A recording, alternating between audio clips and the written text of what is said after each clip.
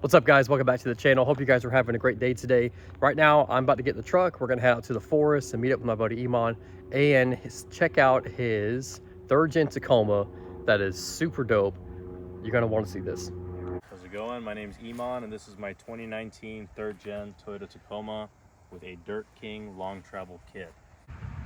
So up front, we got a Dirt King long travel kit for the Toyota Tacomas. I'm running a Fox 2.5 coilover with a DSC dual speed compression reservoir and a 3.0 3.2 bypass behind it. It's valved for an F-150. That way we can get really strong compression and rebound rates and good bump zones in the bypass. So it's a very solid setup for high speed off-roading or low speed off-roading. We got Will Woods up front, Innovate Racing G600 bead locks with Tech Light rings. So super light Tech Light bead lock ring. Same weight up front because the Toyos and the wheels, they're fully forged, so it's already really heavy. So we want to stay as light as possible. And on this truck, we got Glass Craft fiberglass fenders all the way around. If we come up to the front here, you see there's a lot of Baja designs going on. I love Baja designs. I got the Onyx 6 and XL80 Racer editions. These are laser spots for high-speed off-roading. Up there, I got 7 LP4s on the roof rack. That is an up-top overland roof rack.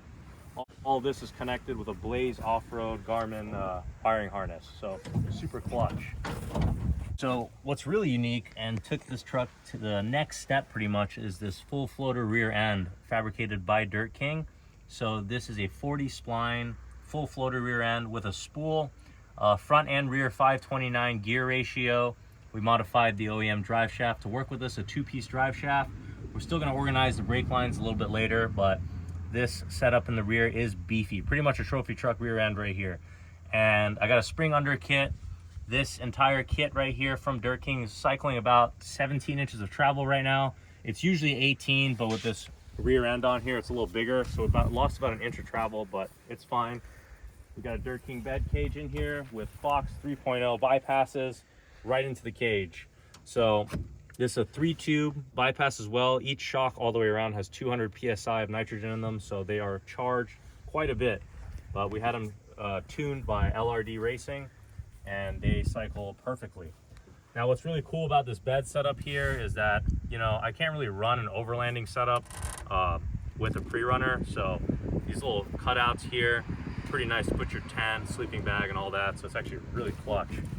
And we open up the tailgate here. I have a Kibitech Pelican 1510 case here with a case mount, as well as Yeti cooler. I got my jack sitting up there. It's not tightened all the way, so it kind of shifted. That sits right on the rubber, so it doesn't rattle around, make too much noise. Everything fits in here pretty well. And then if I need to slide anything in, I can. Obviously, I've lost all bed space, but this is what happens when you get into a long travel suspension setup. But yeah, all the way around for the spare tires, if you are going this route, mounting a cooler and everything with high-speed off-roading, you definitely want to use D-rings like this with a flat plate is what I have here. Takes a lot of the stress off the composite bed. So this is my favorite feature because when I had everything mounted here, everything was ripping right through the composite bed. So I kind of went with these plates here to make sure everything's nice and tight from underneath and evenly dispersed on the top. And then my bed stiffener from Kaizen Off-Road. This is a big deal. Keeps everything nice and tight back here. Got a Evo Manufacturing third brake light with a Baja Sport. So whenever, oh no, yeah, it's S2 Pro, my bad, S2 Pro light. So when people are off-roading behind me, especially day or night, when it gets dusty, they'll be able to see me, flash those lights on so nobody ends up rear-ending each other. But that's pretty much it for the rear. All right, so a couple things I forgot to mention on the front. This is a custom front bumper. The closest bumper you can get to this is from Khalil Fab, and I have a polished skid plate. This is about a 1/4 inch thick actually. I was hitting some jumps and stuff, and the clearance is not so great on this truck because of the diff drop kit. It's not a 2-wheel drive, so I have to protect that. So with a lower bumper, everything gets back here. So I got a 1/4 inch polished aluminum skid on here. On this truck, we have a Toyota Tundra steering rack with Heim tie rods, solid tie rods here from RC Fabrication. So it's a really solid steering setup here.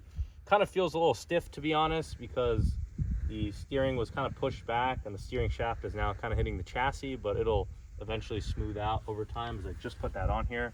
But with these trucks and these kits, the biggest issues I ran into was losing alignment every time I came off-roading. So I kind of wanted to stop that once and for all. Put a beefier steering rack, double shear kit on the tie rods, or not on the tie rods, on the spindles. So everything is linked in pretty well. And the four-wheel drive, as I mentioned, has a 1-inch diff drop kit. I haven't had, knock on wood, any issues with my CV axles getting blown. I lubricate everything with UV protectant, WD-40 constantly, and check everything, torque check. This truck is the ultimate Toyota Tacoma. It's kind of the goal behind it, to make it just four-wheel drive, long travel, super functional. 3.5 motor still in here. I want it to still be a Toyota Tacoma with natural power. So with the 529s and the locker in the rear, it's very healthy power. And with the OEM setup, it was extremely slow, especially I even had 48s before this. And usually 48s on any other truck would be perfect, but with this truck, you need 529s. Just skip it, don't make the mistake I made. But yeah, 529 stock motor, zero issues, never had a problem with it. So that's what I love about this Tacoma. Maybe one day down the line, when this motor does give out, I plan on putting an LSX in here and go all out. But until that time comes, which with Toyota, it's probably going to be in a long time. It's going to be a while. Yeah, so I'm just going to leave that in there because I honestly have no issues. It's about traction out here, not so much about power. If you have traction, you have speed, so that's the biggest thing out here. And yeah, we have a 295 70/17, so it's a true 33-inch tire from Toyo. So these are the mud terrains. I wanted to go 35s. It looks sick. I mounted them on here, but with the Tacoma specifically, the wheel wells with the long travel kits, you are going to be cycling your tire all the way up, almost touching the engine because it even hits the battery. So we had to scrap the 35s unless you get the JD Fab inner fender walls, but that's a whole process. And with the stock motor, the 35s, you end up losing more power. It's just a heavier truck, but I feel for this application here on a tiny truck like this, the 33s are really healthy. And you know, I have plenty of clearance out here in Florida. The whoops aren't like California where they're all the way up here. The whoops are short and violent here, but they're not too tall. So I have just the perfect amount of clearance and traction with these tires.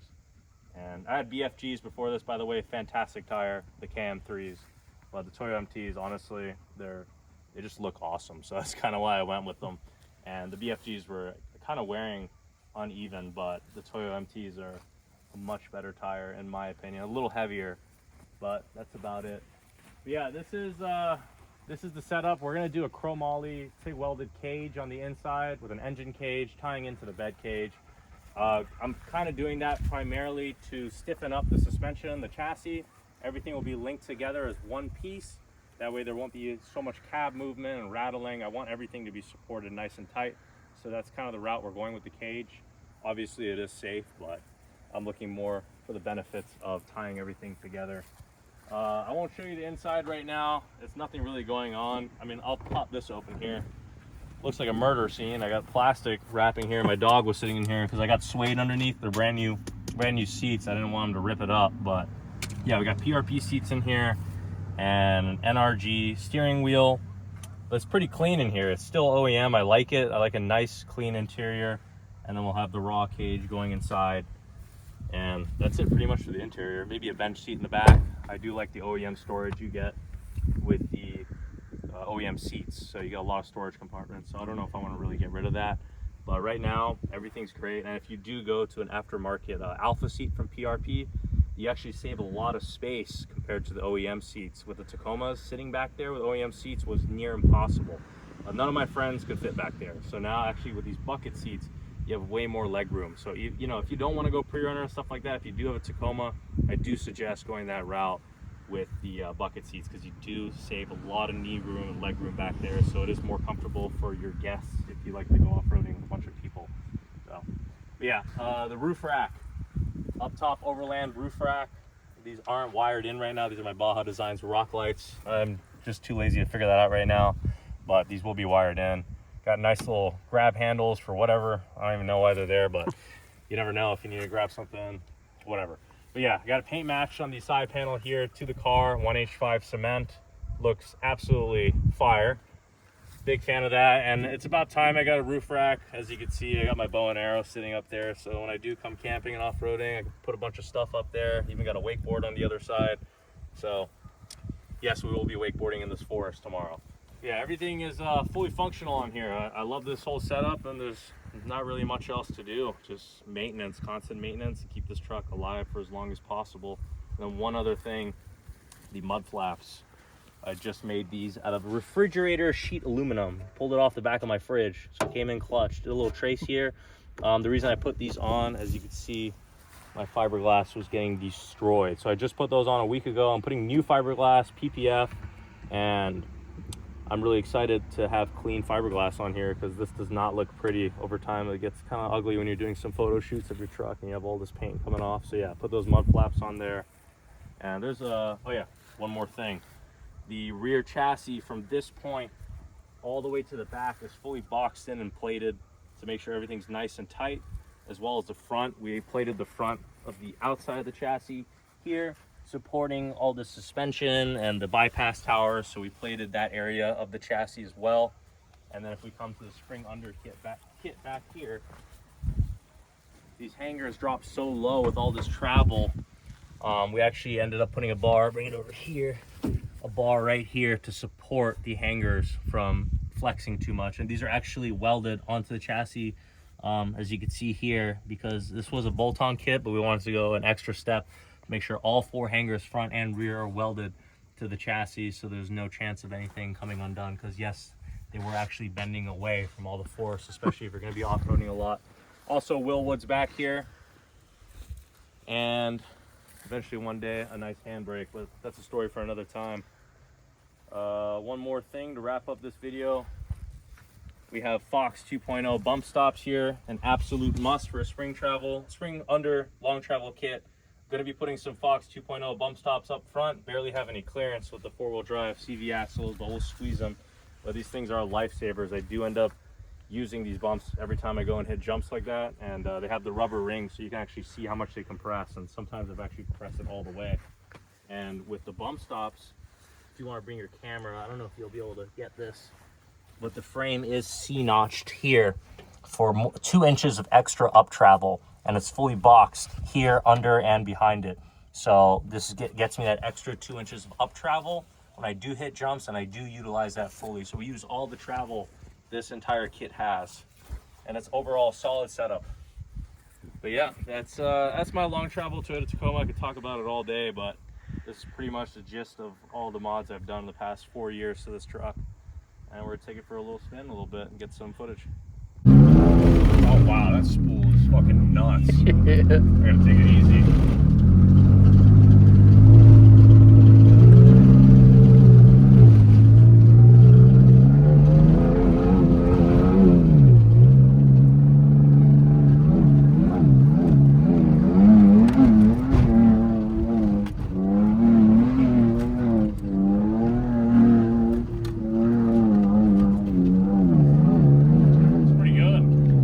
That's crazy.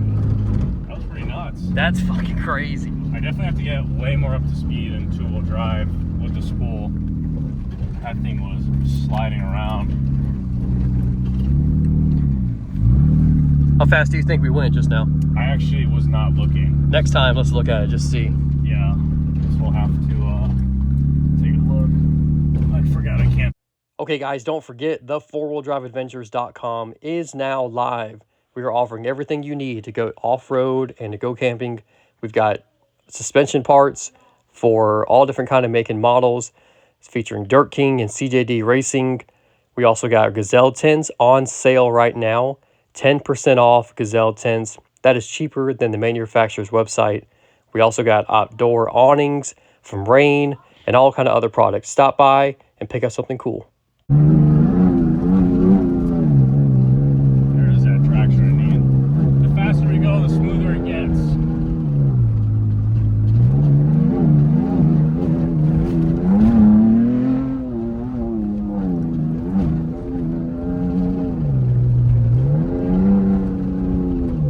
Nice gentle play with the steering wheel.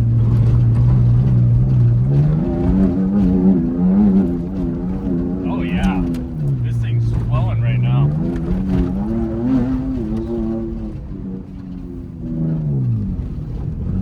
Oh.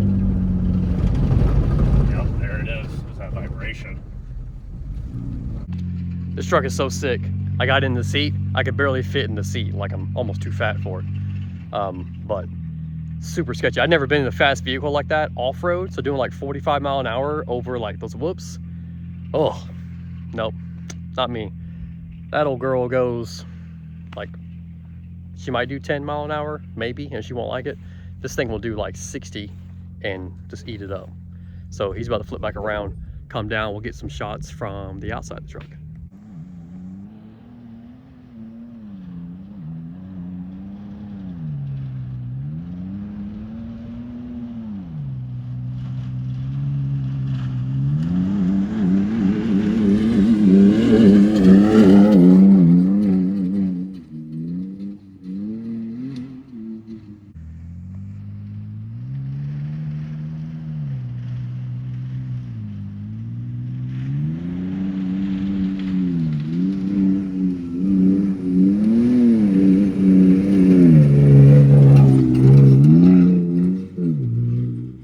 Big shout out to Iman for letting me come out there and hang out with him and check out that sweet truck he's got. Those of you who know, going fast on road and going fast off road are two very different things. And I was not prepared. I was borderline scared to be going 50 mile an hour over these whoops that were killing my truck going 6 miles an hour. But that truck soaked it up, man. It was buttery smooth. He said once it gets a little faster, the ride's even better with all that nitrogen in the shocks and the coilovers, that it really likes to be a little bit faster. But anyway, had a great time. Hopefully we can get back out with him another time when he does a Cars and Coffee meetup that he has out there. All kind of rigs show up. It's super dope. Anyway, thanks for him for letting me come out and check it out, and we will check y'all later. See you.